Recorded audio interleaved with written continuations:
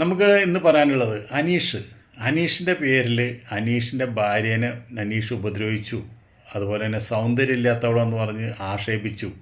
അതുപോലെ തന്നെ അനീഷിൻ്റെ അമ്മ ഉപദ്രവിച്ചു. അതുപോലെ തന്നെ അച്ഛൻ ഉപദ്രവിച്ചു. ഇങ്ങനെയൊക്കെ പറഞ്ഞിട്ട് ഒരു കേസ് FIR അനീഷ് ബിഗ് ബോസിലുള്ളപ്പോൾ കിടന്നുകൂടെ നടക്കുന്നുണ്ടായിരുന്നു. ഇപ്പോഴാണ് അതിൻ്റെ സത്യം മനസ്സിലാവുന്നത്.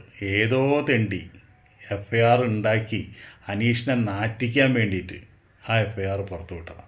അങ്ങനെ ഒരു കേസ് ഒരു സ്റ്റേഷനിലും നിലനിൽക്കുന്നില്ല. ഈ പാവം അനീഷിൻ്റെ ഇത്രയും നല്ലൊരു ജനപിന്തുണ ബിഗ് ബോസിൻ്റെ ഉള്ളിൽ കണ്ടിട്ട് ആർക്കോ ക്രിമികടി ഇളകി. എന്തായാലും അത് അനുമോളുടെ ഭാഗത്തുനിന്ന് ഉണ്ടായതല്ല എന്നാണ് നമ്മൾ അന്വേഷിച്ച് പറഞ്ഞത്.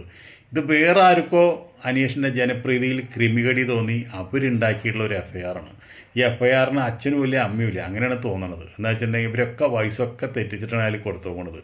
അപ്പോൾ ഉയർച്ചയിൽ ആൾക്കാർക്ക് കുശുമ്പ് മൂത്ത് ആൾക്കാരെ നാറ്റിക്കാൻ വേണ്ടി എന്ത് വൃത്തികേടും ചെയ്യും.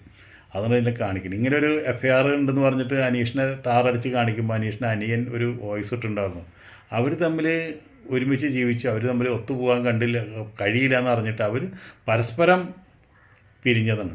അതൊരു കേസിലോ ഒരു ബഹളത്തിലോ ഒന്നും നടന്നിട്ടില്ല എന്നാണ് അദ്ദേഹം പറഞ്ഞിട്ടുണ്ട്. പക്ഷേ ആരാ സമയത്ത് വിശ്വസിക്കാനായിട്ട്?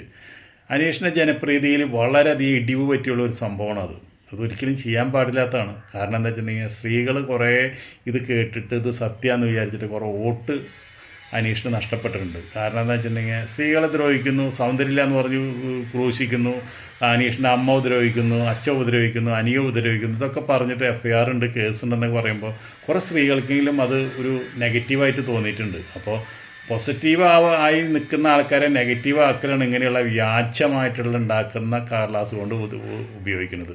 ഇതൊക്കെ ആ പാവ അനീഷിനോട് ചെയ്ത ഏറ്റവും വലിയ തെറ്റാണ്.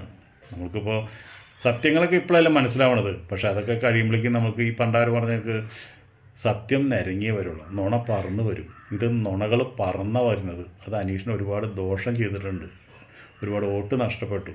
ഫസ്റ്റ് പ്രൈസ് കിട്ടേണ്ട ആളായിരുന്നു.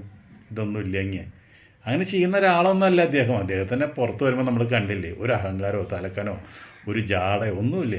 അതിൻ്റെ ഉള്ളിലുള്ള ആ നടക്കുന്ന പോലെ തന്നെ എല്ലാവരും കണ്ടാലും തൊഴുത് നടക്കുന്ന ഒരു പാവം ഒരു മിണ്ടാപ്രാണീന് അദ്ദേഹത്തിന് എന്തിനാണ് ഇങ്ങനെ ദ്രോഹിച്ചു നമുക്ക് ഒരു പിടുത്തമില്ല. അടുത്ത വീഡിയോയിൽ വീണ്ടും കാണാം. അതുപോലെ നിങ്ങൾക്കാരൊക്കെ നന്ദി, നമസ്കാരം.